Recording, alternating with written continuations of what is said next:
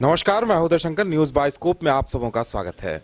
इस वक्त हमारे साथ अशोक सिंह जी हैं। अशोक सिंह जी यूं तो कांग्रेस के वरिष्ठ नेता हैं, लेकिन इनके नाम के साथ साथ कई और परिचय भी जुड़ जाते हैं।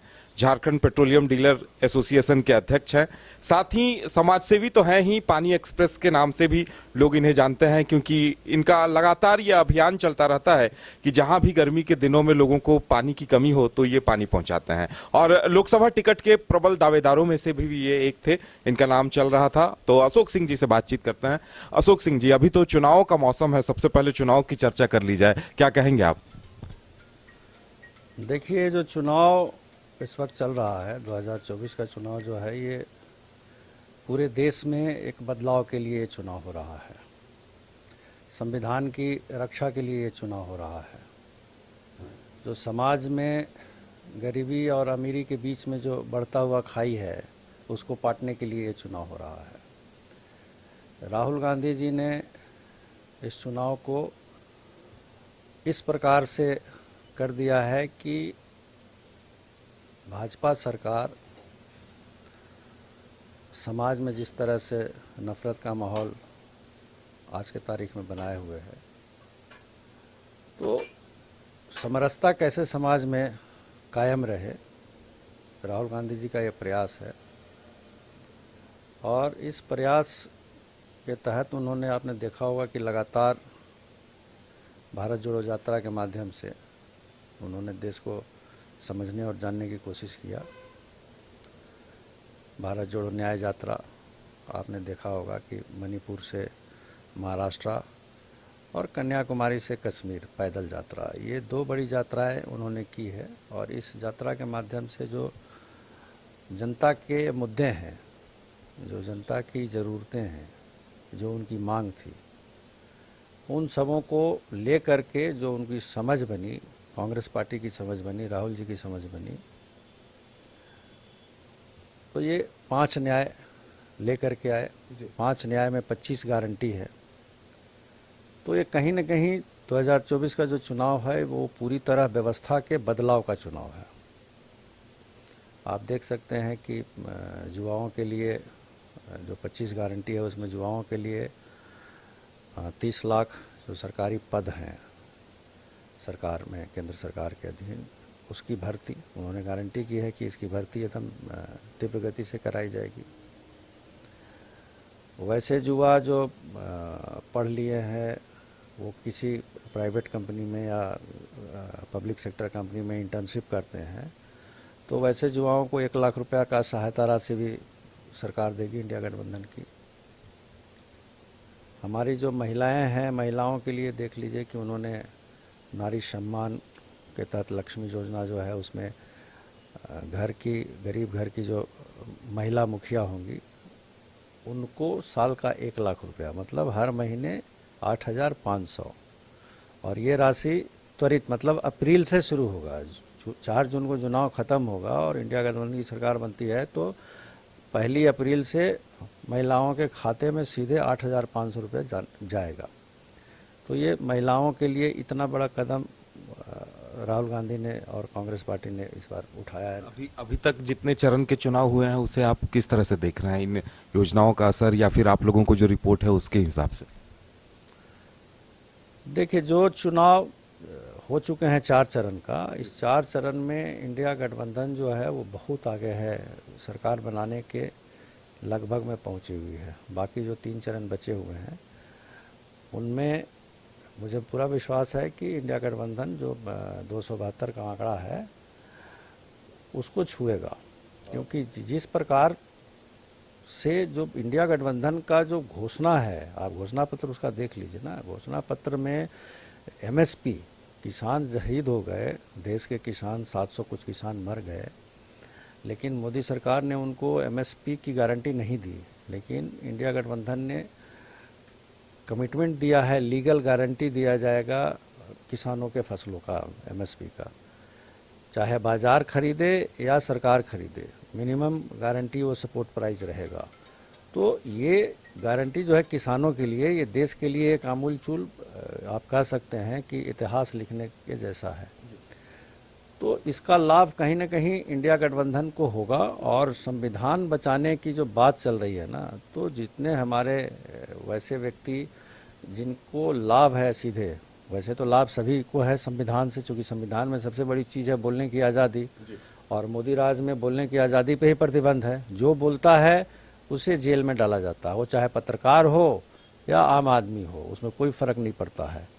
उत्तर प्रदेश का एक पत्रकार ने नमक रोटी खाते हुए दिखा दिया था, मिड डे मील में स्कूल में नमक रोटी खिलाया जा रहा था, वो पत्रकार ने इसको दिखा दिया और अगले दिन मालूम चला उस पत्रकार को पकड़ के केस करके जेल में डाल दिया गया। तो इस प्रकार की कार्रवाई जो सरकार कर रही है, मतलब कहीं ना कहीं जो हमारे हिंदुस्तान के आम आदमियों का जो मौलिक अधिकार है बोलने की आज़ादी, कि आप स्वतंत्र हैं, आपके सांसद हैं, आपके विधायक हैं, आपके प्रधानमंत्री हैं, आप उनको चुन के भेजते हैं, आप उनसे सवाल कर सकते हैं, लेकिन यहाँ सवाल पूछने पे ही इन्होंने प्रतिबंध लगा दिया है। तो ये जो हमारी आज़ादी छीनी जा रही है, जो आरक्षण समाप्त करने की बात चल रही है, जितने भी सरकारी उपक्रम हैं उसको बेच करके ना रहेगा बांस न बजेगी बांसुरी।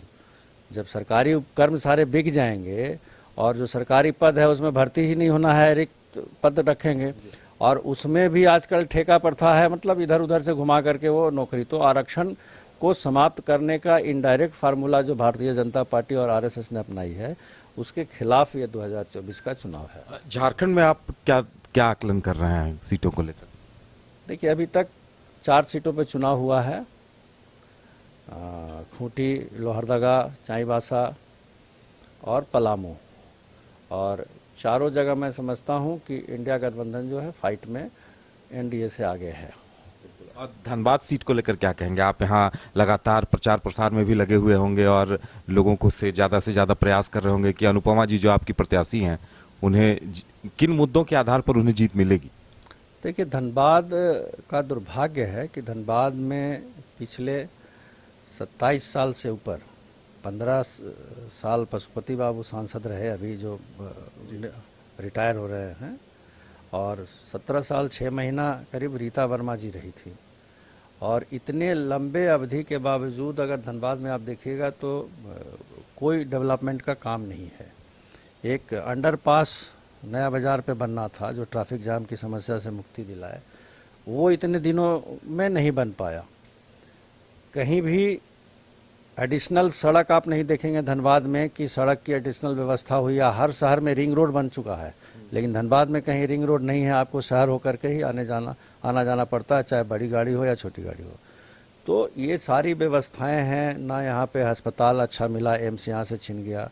धनबाद एक कमर्शियल डिस्ट्रिक्ट है, यहाँ पे एयरपोर्ट होना चाहिए था, एयरपोर्ट अभी तक नहीं मिला, जबकि उड़ान योजना के तहत हर छोटे छोटे शहर को एयरपोर्ट कनेक्टिविटी दिया गया है, लेकिन धनबाद को इससे वंचित रखा गया है। ये कहीं ना कहीं उनका फेलियर है। स्टेट बैंक का जोनल ऑफिस जो धनबाद में था उसको यहाँ से उठा करके देवघर ले जाया गया है। यहाँ के लोगों की डिमांड थी कि यहाँ से दिल्ली के लिए डायरेक्ट ट्रेन की सुविधा दी जाए, उसे भी आज तक नहीं पूरा किया गया है जबकि धनबाद मंडल जो है रेलवे का, वो सबसे ज़्यादा कमा के देश में देने वाला है धनबाद मंडल। तो इन सब के बावजूद भारतीय जनता पार्टी के राज्य में 10 बरस मोदी जी भी रह लिए, कहीं से धनबाद को कोई लाभ नहीं मिला है। तो हमारा जो कांग्रेस की प्रत्याशी हैं इस बार अनुपमा सिंह, पढ़ी लिखी महिला हैं, और मैं समझता हूं कि पढ़ी लिखी होने के कारण इसका लाभ कांग्रेस पार्टी को मिलेगा, और धनबाद की जनता को भी इसका लाभ मिलने वाला है। अगर अनुपमा सिंह जीतती हैं तो निश्चित रूप से जो धनबाद की बुनियादी ज़रूरतें हैं, कि जैसे अस्पताल है, यहाँ की सबसे अहम ज़रूरत है।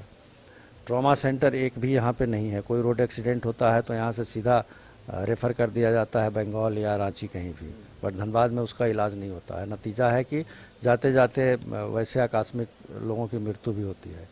तो एक अस्पताल यहाँ अच्छा चाहिए। हमारे पास सेंट्रल हॉस्पिटल है जो उसका इंफ्रास्ट्रक्चर अगर देखें तो एम्स के बराबर उसका इंफ्रास्ट्रक्चर है, और बीसीसीएल के कंट्रोल में है।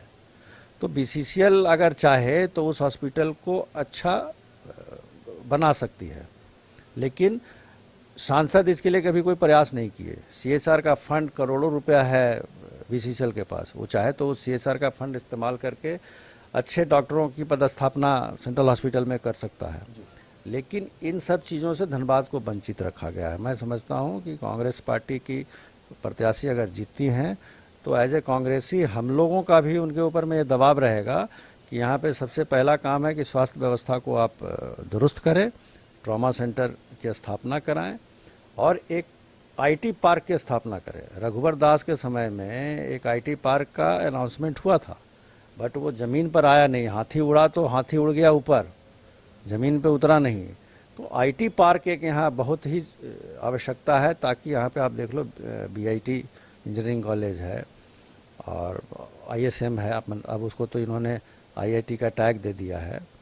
तो धनबाद में अगर एक आईटी पार्क खुलता है तो यहाँ पे यहाँ के स्थानीय लोगों को भी फ़ायदा है और जो कंपनियाँ यहाँ खोलेगी उसको भी फ़ायदा है, क्योंकि उसको लेबर चार्ज यहाँ कम लगेगा। बड़े गुरुग्राम या बेंगलोर की तुलना में धनबाद में लिविंग चार्जेस कम है, तो निश्चित रूप से उसको सहूलियत मिलेगा और कम पैसे में उसका काम भी होगा, क्योंकि ये सारे काम तो बैक एंड से होते हैं। तो आईटी पार्क की आवश्यकता है ताकि यहाँ के युवाओं को, हर स्तर के युवाओं को रोज़गार मिल सके। ये प्राथमिकता कांग्रेस पार्टी के प्रत्याशी की तरफ से है। ये दो प्राथमिकता तो मेरे हिसाब से कांग्रेस को करना है और करेगा अगर कांग्रेस पार्टी जीतती है तो।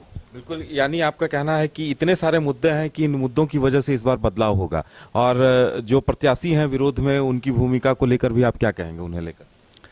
देखिए, सिर्फ इतना ही नहीं है। अभी आपने देखा होगा कि मेरे ख्याल से 2 या 3 दिन पहले हमारे जो राष्ट्रीय अध्यक्ष हैं मल्लिकार्जुन खड़गे जी और अखिलेश यादव जी ने संयुक्त प्रेस कॉन्फ्रेंस में ये घोषणा की है कि जो प्रधानमंत्री अन्न योजना के तहत जो कांग्रेस लेके आया था, फूड फॉर एवरीबॉडी, ये जो कानून बना था, ये कानून कांग्रेस ने लाया था, उसका नाम बदल दिए प्रधानमंत्री और उसको प्रधानमंत्री अन्न कल्याण योजना कुछ नाम दे दिया उसको, और उसके तहत 5 किलो अनाज ग्रामीणों को दिया जा रहा था। कांग्रेस ने अभी ये घोषणा किया है, कांग्रेस अध्यक्ष के द्वारा घोषणा किया गया है कि 5 किलो के जगह में जिस प्रकार कर्नाटक में कांग्रेस 10 किलो दे रही है, और केंद्र सरकार ने बहुत अड़ंगा डाला राज्य सरकार को कि वो दे नहीं पाए, लेकिन उसके बावजूद कांग्रेस वहाँ इसको सफलतापूर्वक लागू की है। कर्नाटक के लोगों को 10 किलो अनाज मिल रहा है। वो योजना पूरे देश में लागू होगा, मतलब 5 किलो के जगह में 10 किलो मिलेगा।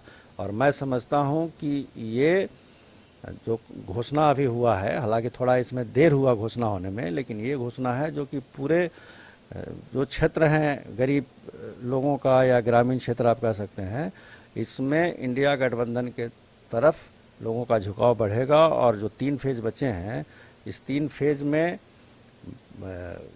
काफ़ी संख्या में सीटें जीत करके इंडिया गठबंधन आएगी, और उसी में धनबाद भी है। तो धनबाद की सीट को भी इसका लाभ मिलेगा। ग्रामीण अंचल है या शहर में भी जो हमारा ग्रामीण परिवार रहता है, ये 10 किलो अनाज एक बहुत बड़ा कदम है महिलाओं के लिए। 1 लाख रुपए की जो सालाना गारंटी है 8,500, ये एक बहुत बड़ी घोषणा है। जो हमारे युवा हैं उनको 30 लाख नौकरी भर्ती की जो गारंटी है, ये बहुत बड़ी योजना है। जो इंटर्नशिप कर रहे हैं वैसे लड़कों को 1 लाख रुपए साल का, 8,500 महीना उनका भी हुआ। तो ये इतनी आमूल चूल परिवर्तन, किसानों को एमएसपी की लीगल गारंटी, तो इतनी, ये आज तक का इतिहास में किसी भी चुनाव में इस प्रकार का पैकेज नहीं दिया गया था कि हर समाज के भीतर बदलाव हो। तो ये पूरी तरह से बदलाव का है, संविधान के रक्षा का चुनाव है कि संविधान कैसे बचे। इसलिए मेरा तो यही विश्वास है कि कांग्रेस और इंडिया गठबंधन जो है वो पूर्ण बहुमत के साथ में सरकार बनाएगी, और उसमें धनबाद भी एक है जहां से सांसद हम चुन करके भेजेंगे। चलिए, हमें वक्त देने के लिए बहुत बहुत धन्यवाद। तो इनका कहना है, अशोक सिंह जी का, कि कांग्रेस के घोषणा पत्र में इतने सारे इस बार मुद्दे हैं और कि उन मुद्दों के आधार पर जनता कांग्रेस का चुनाव कर रही है, और धनबाद सीट पर भी इस बार परिवर्तन देखने को मिलेगा, ये बातें तय है, ये कहना है इनका। फिलहाल हमारे साथ इतना ही। धनबाद से उदय शंकर के लिए, कैमरामैन विकास के साथ उदय शंकर।